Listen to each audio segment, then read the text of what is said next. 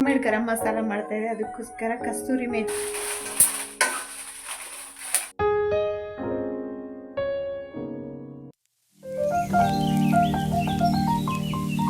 Hi, ಎಲ್ರಿಗೂ ನಮಸ್ಕಾರ. Welcome back to my channel.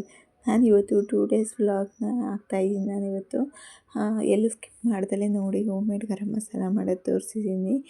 Please ಇಷ್ಟ ಆದರೆ ಲೈಕ್ ಮಾಡಿ, ಸಬ್ಸ್ಕ್ರೈಬ್ ಮಾಡ್ಕೊಂಡು ನೋಡಿ, ಮತ್ತು ಫ್ರೆಂಡ್ಸ್ ಆ್ಯಂಡ್ ಫ್ಯಾಮಿಲಿಗೆ ಶೇರ್ ಮಾಡಿ. ನಾನು ನೈಟ್ ಟೈಮೇನೆ ಯೂಶ್ವಲಿ ಕ್ಲೀನ್ ಮಾಡಿ ಮಲ್ಕೊಂಡ್ಬಿಡ್ತೀನಿ. ಒಂದು ಸತಿ ಕ್ಲೀನ್ ಮಾಡೋದನ್ನು ಮಲ್ಕೊಂಡು ನೋಡಿ, ಒಂದು ಸತಿ ಕ್ಲೀನ್ ಮಾಡ್ಕೊಂಡು ಮಲ್ಕೊಂಡು ಎಷ್ಟು ಡಿಫ್ರೆನ್ಸ್ ಅನಿಸುತ್ತಲ್ಲ. ನೈಟ್ ಟೈಮೆಲ್ಲ ಕ್ಲೀನ್ ಮಾಡಿ, ಅಡುಗೆ ಮನೆಯೆಲ್ಲ ಕ್ಲೀನ್ ಮಾಡಿ ಮಲ್ಕೊಂಡ್ಬಿಡ್ತು ಅಂತಂದರೆ ಬೆಳಗ್ಗೆ ಎದ್ದಿದ ತಕ್ಷಣ ಒಂದು ಒಳ್ಳೆ ಮೂಡ್ ಬರುತ್ತೆ. ಟಿಫನ್ ಮಾಡೋಕ್ಕೆಲ್ಲನೂ ತಲೆನೋವಿರೋದಿಲ್ಲ. ಸುಮ್ಮನೆ ಆರಾಮಾಗಿ ಮಾಡ್ಕೊಂಡು ಹೋಗ್ಬೋದು. ಅಡುಗೆ ಮನೆ ನೋಡಿದ ತಕ್ಷಣ ಒಂಥರ ಫ್ರೆಶ್ ಫೀಲ್ ಆಗುತ್ತೆ. ನಾನು ಅಡುಗೆ ಮನೆ ಕ್ಲೀನ್ ಆಗಿದ ತಕ್ಷಣ ವೀಕ್ಲಿ 1 ಟೈಮ್ ಇದು ಅನ್ಬ್ಲಾಗ್ಸ್ ಅಂತ ಇದೆಯಲ್ವಾ, ಇದು ತುಂಬ ಯೂಸ್ಫುಲ್ ಆಗಿದೆ. ಒಂದು ಸತಿ ಇದನ್ನು ಫುಲ್ಲು ಒಂದು ಪ್ಯಾಕೆಟ್ ಫುಲ್ಲು ಶಿಂಕ್ ಒಳಗಡೆ ಹಾಕ್ಬಿಟ್ಟು ಪೈಪ್ ಒಳಗಡೆ ಹಾಕಿ, ಅದಾದಮೇಲೆ ಬೆಳಗ್ಗೆ ಮಾರನೇ ಬೆಳಗ್ಗೆ ಎದ್ದಾದ್ಮೇಲೆ ಒಂದು ಬಕೆಟ್ ನೀರು ಬಿಟ್ಟು ಎಷ್ಟು ನೀಟಾಗುತ್ತೆ ಅಂತಂದರೆ ಒಂದು ಸತಿ ಮಾಡಿ ನೋಡಿ. ನಾನು ಅದಾದಮೇಲೆ ನೆಕ್ಸ್ಟು ಮಾರ್ನಿಂಗ್ ಅದನ್ನೇ ವ್ಲಾಗ್ನ ಕಂಟಿನ್ಯೂ ಮಾಡ್ತಾಯಿದ್ದೀನಿ. ಚಪಾತಿ ಮತ್ತು ಇದು ಪೂರಿ ಮಾಡ್ಕೊಳ್ಳೋಣ ಅಂತ ಅಂದ್ಬಿಟ್ಟು ಪ್ಲ್ಯಾನ್ ಮಾಡಿದ್ದೆ.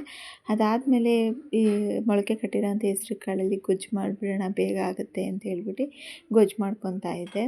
ಕೆಲ್ಸಕ್ಕೆ ಹೋಗೋರ್ಗೆ ಎಲ್ಲರಿಗೂ ಈಸಿಯಾಗಿ ಮಾಡ್ಕೊಂಡು ಹೋಗ್ಬೋದು. ಇದನ್ನು ಕುಕ್ಕರಲ್ಲಿ ಹಾಕಿ ಕೂಗಿಸ್ಬಿಟ್ರೆ ಮುಗಿದೈತೆ, ಗ್ರೇವಿ ರೆಡಿಯಾಗಿ ಹೋಗ್ಬಿಡುತ್ತೆ ಅಷ್ಟೇ. ಕುಕ್ಕರ್ಗೆ ಸ್ವಲ್ಪ ಎಣ್ಣೆ ಹಾಕ್ಕೊಂಡಿದ್ದೀನಿ. ಅದಾದಮೇಲೆ ಶುಂಠಿ ಬೆಳ್ಳುಳ್ಳಿ ಪೇಸ್ಟು ಮತ್ತು ಈರುಳ್ಳಿ ಕೂಡ ಹಾಕ್ಕೊಂಡಿದ್ದೀನಿ. ಈರುಳ್ಳಿ ಕೂಡ ಹಾಕ್ಕೊಂಡು ಒಂದು 2 ನಿಮಿಷ ಬಾಡಿಸ್ಕೊತೀನಿ. ಬಾಡಿಸ್ಕೊಂಡು ಆದಮೇಲೆ ನಾನಿಲ್ಲಿ ಕಟ್ ಮಾಡಿರೋಂಥ ಬದನೆಕಾಯಿ ಮತ್ತು ಆಲೂಗಡ್ಡೆ ಮತ್ತು ಹೆಸ್ರುಕಾಳು, ಮೊಳಕೆ ಕಟ್ಟಿರೋ ಹೆಸ್ರುಕಾಳು ಇದಿಷ್ಟನ್ನು ಹಾಕ್ಕೊಂಡು ಸ್ವಲ್ಪ ಉಪ್ಪು ಹಾಕ್ಕೊಂಡು ಬಾಡಿಸ್ಕೊತೀನಿ. ಬಾಡಿಸ್ಕೊಂಡಾದ್ಮೇಲೆ ಸ್ವಲ್ಪ ಅಚ್ಕಾರದ ಪುಡಿ ಮತ್ತು ಧನಿಯಾ ಪುಡಿ ಇದೆರಡನ್ನೂ ಹಾಕ್ಬಿಟ್ಟು ಇನ್ನೇನು ಇಂಗ್ರೀಡಿಯೆಂಟ್ಸ್ ಇಲ್ಲ. ಧನಿಯಾ ಪುಡಿ, ಅಚ್ಕಾರದ ಪುಡಿ, ಉಪ್ಪು, ಟೊಮೊಟೊ, ಈರುಳ್ಳಿ ಇದಿಷ್ಟೇ ಹಾಕ್ಬಿಟ್ಟು ಸಿಂಪಲಾಗಿ ಗೊಜ್ಜು ಮಾಡ್ಕೋಬೋದು. ಮತ್ತು ಕಾಯಿ ತುರಿ ಲಾಸ್ಟಲ್ಲಿ, ಕಾಯಿ ತುರಿ ಮತ್ತು ಕೊತ್ತಂಬರಿ ಸೊಪ್ಪು ಇದಿಷ್ಟೇ ಹಾಕ್ಕೊಂಡು ಟೇಸ್ಟಿಯಾಗಿರೋಂಥ ಗ್ರೇವಿನ ಮಾಡ್ಕೋಬೋದು ನಾವು. ಬೆಳಗ್ಗೆ ಟೈಮು ಈ ಥರ ಸಿಂಪಲ್ಲಾಗಿರೋ ರೆಸಿಪಿ ಮಾಡ್ಕೊಂಡ್ರೆ ಈಸಿ ಅನಿಸ್ತಾ ಇರುತ್ತೆ. ಅಂದರೆ ಜಾಸ್ತಿ ಎಲ್ಲರಿಗೂ ಇವಾಗ ಎಲ್ಲರೂ ಅರ್ಜೆಂಟಲ್ಲಿರ್ತಾರೆ, ಅರ್ಜೆಂಟಾಗಿ ಮಾಡ್ಕೊಂಡು ಹೋಗಬೇಕಾಗತ್ತೆ. ಅದಕ್ಕೋಸ್ಕರದಿಂದ ಈ ಥರ ಸಿಂಪಲ್ ಇರೋಂಥ ಗ್ರೇವಿಗಳನ್ನ ಮಾಡ್ಕೋಬೋದು. ಆರಾಮಾಗಿ ಒಂದು ಸತಿ ಟ್ರೈ ಮಾಡಿ ನೋಡಿ, ಚೆನ್ನಾಗಿ ಬರುತ್ತೆ. ನಾನು ಹಂಗೇ ಸಿಂಪಲಾಗಿರೋ ಅಂಥದ್ದೇ ಮಾಡ್ಕೊಳ್ಳೋದು ಬೆಳಗ್ಗೆ ಟೈಮಲ್ಲಿ. ಅಂದರೆ ರಾತ್ರಿನೇ ಎಲ್ಲ ರೆಡಿ ಮಾಡಿ ಇಟ್ಕೊಂಡಿರ್ತೀನಿ. ನಾನು ರೆಡಿ ಮಾಡಿ ಇಟ್ಕೊಂಡಿದ್ದು ಆಮೇಲೆ ಬೆಳಗ್ಗೆ ಎದ್ದು ಮಾಡ್ಕೊತೀನಿ. ಇಲ್ಲ ಅಂತಂದರೆ ತುಂಬ ಕೆಲಸ ಹಿಡಿಯುತ್ತೆ ಅಂತ ಅನಿಸುತ್ತೆ. ಹೆಣ್ಮಕ್ಳು ಕೆಲಸನೇ ಅಷ್ಟು ಅಲ್ವ, ಏನಾದ್ರು ಆಗಲಿ ಮಾಡ್ತಾ ಇರಬೇಕು ಅಂತ ಮಾಡ್ತಾನೆ ಇರ್ತಾರೆ. ಕೆಲವು ಹೆಣ್ಮಕ್ಳುಗಳಿಗೆ ಕೆಲ್ಸಕ್ಕೆ ಹೋಗ್ಬೇಕಾಗಿರುತ್ತೆ, ಇದು ಮಾಡ್ಕೋಬೇಕಾಗಿರುತ್ತೆ, ಮನೆ ಕೆಲಸ ಎಲ್ಲ ಮ್ಯಾನೇಜ್ ಮಾಡೋದು ಇದಾಗುತ್ತೆ ಅಂತ ಅಂದ್ಬಿಟ್ಟು ಈ ಥರ ಮಾಡ್ಕೊಳ್ಳಿ, ಬೇಗ ಆಗೋಗುತ್ತೆ ಗ್ರೇವಿ ಮಾಡೋದು ಎಲ್ಲನೂ. ಮತ್ತು ಚಪಾತಿ ಮತ್ತು ಪೂರಿ ಎರಡನ್ನೂ ಮಾಡ್ಕೊಂಡಿದ್ದೆ ನಾನಿಲ್ಲಿ. ಅಲ್ಲೇ ಕ್ಲೀನ್ ಮಾಡ್ಕೊಂಬಿಡ್ತೀನಿ ನಾನು, ಶಿಂಕು ಇದನ್ನು ಅಷ್ಟೇ ಅಲ್ಲಲ್ಲೇ ಕ್ಲೀನ್ ಮಾಡ್ಕೊಂಬಿಡ್ತೀನಿ. ಯಾಕಂದರೆ ಅಲ್ಲಿ ಚಪಾತಿ ಒತ್ತಬೇಕಾಯ್ತು ನಾನು, ಅದನ್ನೆಲ್ಲ ಸೆಲ್ಫ್ ಮೇಲೆ ಒತ್ಕೊಳ್ಳೋದು ನಾನು ಆಲ್ಮೋಸ್ಟು ಅಲ್ಲೇ ಒತ್ಕೊಂಡ್ಬಿಡ್ತೀನಿ ನಾನು. ಆಮೇಲೆ ತಿರ್ಗಿ ಧನಿಯಾ ಪುಡಿ ಬೇರೆ ಖಾಲಿಯಾಗಿತ್ತು, ಅದನ್ನೇ ಅಲ್ಲೇನೇ ಮಿಕ್ಸಿ ಮಾಡಿಕೊಂಡು ಅಲ್ಲೇ ಧನಿಯಾ ಪುಡಿ ಹಾಕಿದೆ. ಅಂಗಡಿಯಿಂದ ತರೋದು ಬದಲು ಈ ಥರ ಮನೇಲೇ ಮಾಡ್ಕೊಂಡು ಹಾಕಿದ್ರೆ ಟೇಸ್ಟ್ ತುಂಬ ಚೆನ್ನಾಗಿ ಬರುತ್ತೆ. ಅಂಗಡೀಲಿ ಒಂಚೂರು ಸ್ಮೆಲ್ಲೇ ಬರೋಲ್ಲ, ಧನಿಯಾ ಪುಡಿ ತೊಗೊಂಡ್ಬಂದರೆ ಒಂಚೂರು ಸ್ಮೆಲ್ಲೇ ಬರೋದಿಲ್ಲ, ಅದು ಆ ಥರ ಇರುತ್ತೆ. ಆದರೆ ಮನೇಲೇ ಮಾಡಿ ನೋಡಿ ಎಷ್ಟು ಘಮ ಘಮ ಅಂತಿರುತ್ತೆ ಅಂತ ಅಂದ್ಬಿಟ್ಟು. ಅದಾದಮೇಲೆ ನನ್ನ ಮಗನಿಗೆ ಸ್ನ್ಯಾಕ್ಸ್ಗೆ ಅಂತ ಅಂದ್ಬಿಟ್ಟು ಸ್ವೀಟ್ ಕಾರ್ನ ಬೇಯಕ್ಕೆ ಇಟ್ಟಿದ್ದೆ ಒಂದು ಕಡೆ. ಅದಾದಮೇಲೆ ಒಬ್ಬರಿಗೆ ನಮ್ಮ ಮನೇಲಿ ಚಪಾತಿ ಬೇಕು, ಇನ್ನೊಬ್ಬರಿಗೆ ಪೂರಿ ಬೇಕು, ಎರಡೆರಡು ಥರ ವೆರೈಟಿ ಮಾಡಬೇಕು. ಅದಕ್ಕೋಸ್ಕರ ಪೂರಿ ಮಾಡಿಬಿಟ್ಟೆ. ಫಸ್ಟು ಪೂರಿ ಮಾಡಿಟ್ಕೊಂಡು ಆಮೇಲೆ ಚಪಾತಿಗೆ ಲಟ್ಟಿಸ್ಕೊತಾ ಇದ್ದೀನಿ ನಾನಿಲ್ಲಿ. ಲಟ್ಟಿಸ್ಕೊಂಡು ಟಿಫನೆಲ್ಲ ಆಮೇಲೆ ಶಾಪ್ಗೆ ಕೊಡೋಕೆ ಹೋಗಬೇಕಾಗಿತ್ತು. ಅವರು ಕೊಟ್ಬಿಟ್ಟು ಬಂದು ನನ್ನ ಮಗನ ಸ್ಕೂಲಿಗೆ ಕರ್ಕೊಂಡೋಗ್ಬಿಟ್ಟು ಎಲ್ಲ ಕೆಲಸ ಆದಮೇಲೆ ನೋಡಿಲಿ ಗೊಜ್ಜು ಎಷ್ಟು ನೀಟಾಗಿದೆ, ಎಲ್ಲ ಚೆನ್ನಾಗಾಗಿದೆ ಗೊಜ್ಜು. ಇದನ್ನು ಆಯಿತು ಹೋಮ್ ಮೇಡ್ ಗರಂ ಮಸಾಲ ಮಾಡ್ತಾಯಿದ್ದೆ. ಅದಕ್ಕೋಸ್ಕರ ಏನೇನು ಇಂಗ್ರೀಡಿಯೆಂಟ್ಸ್ ಬೇಕು ಅಂತ ತೋರಿಸ್ತೀನಿ ನಾನಿಲ್ಲಿ.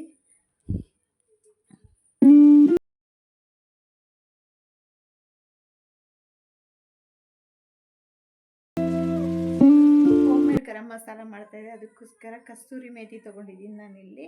ಕ್ವಾಂಟಿಟಿ ನಾನು ಅಳತೆ ಮಾಡಿ ಹೇಳೋದಿಲ್ಲ, ನಾನು ಕೈ ಅಳತೆಲ್ಲೇ ಹಾಕಿರೋದ್ರಿಂದ ತೋರಿಸ್ತಾ ಇದ್ದೀನಿ. ಕಸ್ತೂರಿ ಮೇಥಿ, ಜೀರಿಗೆ, ಮೆಣಸು, ಅದಾದಮೇಲೆ ಚಕ್ಕೆ ತೊಗೊಂಡಿದ್ದೀನಿ ಸ್ವಲ್ಪ, ಅದಾದಮೇಲೆ ಲವಂಗ, ಸ್ವಲ್ಪ ಮೆಂತ್ಯ ತೊಗೊಂಡಿದ್ದೀನಿ. ಅದಾದಮೇಲೆ ಸ್ವಲ್ಪ ಜಾಯಿಕಾಯಿ ತೊಗೊಂಡಿದ್ದೀನಿ. ಅದಾದಮೇಲೆ ಇದು ಸ್ಟಾರ್ ಹೂವು, ಅನಾನಸ್ ಹೂವು ಅಂತ ಬರುತ್ತಲ್ಲ, ಅದು ಸ್ಟಾರ್ ಹೂವು ಅಂತಲೂ ಅಂತಾರೆ, ಮತ್ತು ಅನಾನಸ್ ಹೂವು ಅಂತಲೂ ಅಂತಾರೆ. ಇದೂ ಅಷ್ಟೇ, ಜಾಪತ್ರೆ ಅಂತಾರೆ ಇದನ್ನು, ಜಾಪತ್ರೆ. ಮತ್ತು ಇದು ಮರಾಠಿ ಮೊಗ್ಗು. ಇದು ಪಲಾವ್ ಸಾಮಾನಲ್ಲಿ ಬರುತ್ತಲ್ಲ, ಅದು ಏನಂತ ಹೆಸರು ನನಗೂ ಗೊತ್ತಿಲ್ಲ. ಯಾರಿಗಾರು ಗೊತ್ತಿದ್ರೆ ಹೇಳಿ, ಅದು ಹೆಸ್ರೇನು ಅಂತ ನನಗೂ ಗೊತ್ತಿಲ್ಲ. ಇದಾದಮೇಲೆ ನೆಕ್ಸ್ಟ್ ಇನ್ನೂ ಒಂದಷ್ಟು ಇಂಗ್ರೀಡಿಯೆಂಟ್ಸ್ಗಳಿದೆ. ಅದಾದಮೇಲೆ ಏಲಕ್ಕಿ ತೊಗೊಂಡಿದ್ದೀನಿ. ಅದಾದಮೇಲೆ ಕಲ್ಲುವ್ವು, ಪಲಾವ್ ಎಲೆ ತೊಗೊಂಡಿದ್ದೀನಿ. ಮತ್ತು ಇದು ಸೋಂಪು ತೊಗೊಂಡಿದ್ದೀನಿ, ಸೋಂಪು ಮತ್ತು ಶಾಯಿ ಜೀರಾ ಇದಿಷ್ಟು ತೊಗೊಂಡಿದ್ದೀನಿ. ಧನ್ಯ ಮತ್ತು ಮೆಣಸಿನ್ಕಾಯಿ, 2 ಥರ ಮೆಣಸಿನ್ಕಾಯಿ ಹಾಕ್ತಾಯಿದ್ದೀನಿ. ಒಂದು ಸ್ವಲ್ಪ ಖಾರ ಇರೋ ಮೆಣಸಿನ್ಕಾಯಿ ಮತ್ತು ಬ್ಯಾಡಗಿ ಮೆಣಸಿನ್ಕಾಯಿ, ಅದೆರಡನ್ನೂ ಹಾಕ್ತಾಯಿದ್ದೀನಿ ನಾನಿಲ್ಲಿ. ಇವಾಗ ಎಲ್ಲನೂ ಸ್ವಲ್ಪನೇ ಹುರ್ಕೋಬೇಕಾಗತ್ತೆ. ಮೀಡಿಯಮ್ ಅಲ್ಲಿ ಎಲ್ಲನೂ ಹುರ್ಕೊಳ್ಳೋಣ. ಇವಾಗ ಫಸ್ಟು ಜೀರಿಗೆ, ಮೆಣಸು ಎಲ್ಲ ಒಟ್ಟಿಗೆ ಹಾಕ್ಕೊತಾ ಇದ್ದೀನಿ ನಾನಿಲ್ಲಿ. ಜೀರಿಗೆ, ಮೆಣಸು ಮತ್ತು ಚಕ್ಕೆ, ಲವಂಗ, ಈ ಪಲಾವ್ ಸಾಮಾನಲ್ಲಿ ಬರುತ್ತಲ್ಲ, ಇದೆಲ್ಲ ಪಲಾವ್ ಸಾಮಾನು, ಎಲ್ಲ ಥರದ ಪಲಾವ್ ಸಾಮಾನು ನಾನು ಇಲ್ಲಿ ತೊಗೊಂಡಿದ್ದೀನಿ. ಮೆಂತ್ಯ ಇದೊಂದು ಮಾತ್ರ ಲಾಸ್ಟಲ್ಲಿ ಹಾಕೋಣ. ಸಣ್ಣದು ಹುರ್ಕೋಬೇಕಾಗುತ್ತೆ. ಕಸ್ತೂರಿ ಮೇಥಿ ಮಾತ್ರ ಲಾಸ್ಟಲ್ಲಿ ಹಾಕೋಬೇಕಾಗುತ್ತೆ. ಶಾಯಿ ಜೀರಾ, ಸೋಂಪು, ಏಲಕ್ಕಿ ಮತ್ತು ಇದು ಕಲ್ಲು, ಇದಿಷ್ಟನ್ನು ಹಾಕ್ಕೊಂಡು ಸಣ್ಣೂರಿಗೆ ಅದು ಗಮ್ಮಂತ ಸ್ಮೆಲ್ ಬರಬೇಕು, ಅಲ್ಲಿವರೆಗೂ ಹುರ್ಕೋಬೇಕಾಗುತ್ತೆ. ಇದನ್ನು ಅಷ್ಟೇ ಇವಾಗಲೇ ಹಾಕೊಂಡ್ಬಿಟ್ಟು ಇದಿಷ್ಟು ನೋಡ್ಕೊಂಡು ಸಣ್ಣದು ಹುರ್ಕೋಬೇಕಾಗುತ್ತೆ. ಇದನ್ನು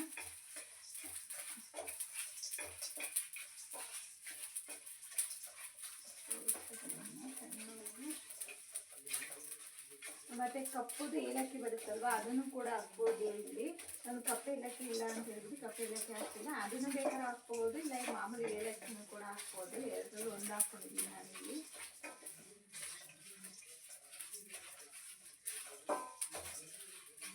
ಮತ್ತು ಇದು ಮೆಂತ್ಯ ಸೊಪ್ಪು, ಇದನ್ನು ಅಷ್ಟೇ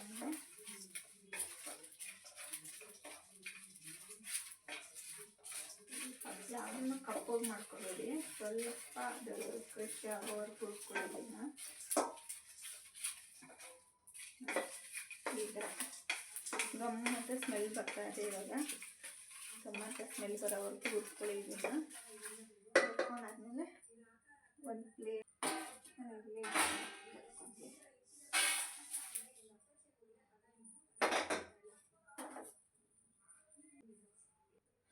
ನಾನಿಲ್ಲಿ ಯಾವುದನ್ನು ನಿಮ್ಗೆ ಅಳತೆ ಮಾಡಿ ತೋರಿಸ್ತಾ ಇಲ್ಲ. ಅಂದರೆ ನಾನು ಕೈ ಎಳ್ತಲೇ, ಯೂಶ್ವಲಿ ನಾನು ಕೈ ಎಳ್ತಲೇ ಹಾಕೋದು, ಅದರಿಂದ ನಾನು ಕೈ ಎಳ್ತಲೇ ತೋರಿಸ್ತಾ ಇದ್ದೀನಿ ಇಲ್ಲಿ. ನಾನು ಯಾವುದನ್ನು ಅಳತೆ ಮಾಡಿ ಯಾವುದೂ ಹಾಕೋದಿಲ್ಲ, ಕೈ ಎಳ್ತಲೇ ಗೊತ್ತಾಗೋಗುತ್ತೆ, ಅದರಲ್ಲೇ ಮಾಡ್ಕೊಂಡು ಹೋಗ್ತೀನಿ ನಾನು. ಇವಾಗ ಅದೇ ಥರನೇ ನಿಮಗೆ ತೋರಿಸ್ತಾ ಇದ್ದೀನಿ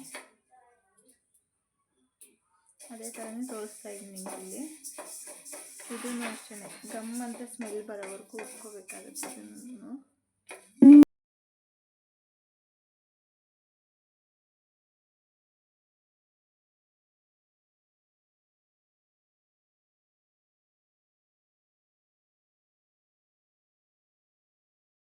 ಸಣ್ಣೂರಲ್ಲೇ ಸ್ವಲ್ಪ, ಅಂದರೆ ಜಾಸ್ತಿ ಕಪ್ಪಾಗೋರು ಹುರ್ಕೋಬೇಡಿ, ಸ್ವಲ್ಪ ಮೀಡಿಯಮ್ ಬೆಚ್ಚಗಾದರೆ ಸಾಕಿದು. ಧನಿಯ,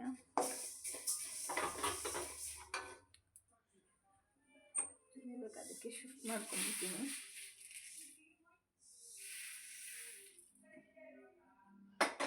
ಅದಾದಮೇಲೆ ಮೆಣಸಿನ್ಕಾಯಿ ಹುರ್ಕೋಬೇಕು. ಖಾರ ಮೆಣಸಿನ್ಕಾಯಿ ಇಷ್ಟ ಆಗ್ತಾಯಿದ್ದೀನಿ ನನಗೆ, ಸ್ವಲ್ಪ ಬೆಚ್ಚಗಾಗೋವರೆಗೂ ಅಷ್ಟೇ.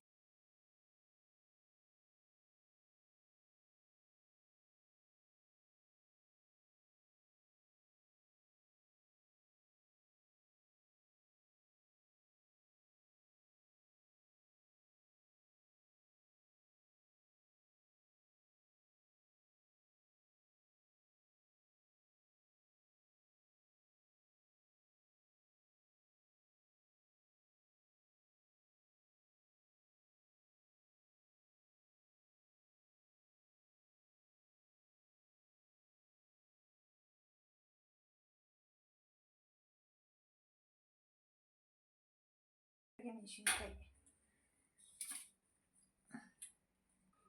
ನೋಡಿ, ಇಷ್ಟು ಮೆಣಸಿನ್ಕಾಯಿ ಹಾಕ್ತಾಯಿದ್ದೀನಿ ನಾನು. ಇದು ಬ್ಯಾಡಗಿ ಮೆಣಸಿನ್ಕಾಯಿ ಅಲ್ಲ, ಬ್ಯಾಡಗಿ ಮೆಣಸಿನ್ಕಾಯಿ ಕಲರ್ಗೋಸ್ಕರ ಹಾಕ್ತೀನಿ. ಇದನ್ನು ಸ್ವಲ್ಪ ಬೆಚ್ಚಗಾದ್ರೆ ಬಿಸಿಲಲ್ಲಿ ಒಣಗಿಸಿದ್ದೆ ನಾನು, ಜಾಸ್ತಿ ಏನು ಒಳ್ಳೆಯದು ಬೇಕಿರಲ್ಲ, ಸ್ವಲ್ಪ ಬೆಚ್ಚಗಾದರೆ ಸಾಕಷ್ಟೇ.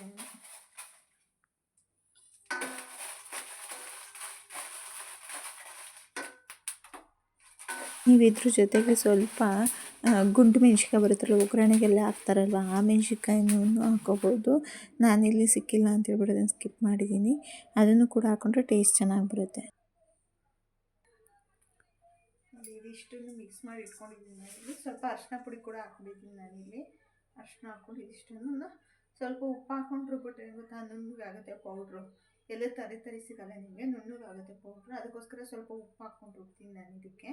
ಉಪ್ಪು ಹಾಕ್ಕೊಂಡು ರುಬ್ಬಿಟ್ಟು ಪೇಸ್ಟ್ ಅಂದರೆ ಪುಡಿ ಮಾಡಿಟ್ಕೊಂಡ್ರೆ home made garam masala ready ಆಗುತ್ತೆ. ಇದರಿಂದನೇ ನೀವು ಏನಾದರೂ ಪಲಾವ್ ಮಾಡ್ಕೋಬೋದು. ಏನಾದರೂ ತರಕಾರಿಗಳ ಪಲ್ಯ ಮಾಡಿದಾಗ ಅದಕ್ಕೆ ಸ್ವಲ್ಪ ಉದುರಿಸ್ಕೊಂಡು ಅದಕ್ಕೂ ಚೆನ್ನಾಗಿರುತ್ತೆ. ನಾನು ಇದರಲ್ಲಿ ಏನೇನು ಮಾಡ್ಬೋದು ಅಂತ ಮಾಡಿ ತೋರಿಸ್ತೀನಿ ನಾನು ಅದರಲ್ಲಿ, ಓಕೆನಾ. ತುಂಬ ಚೆನ್ನಾಗಿರುತ್ತೆ.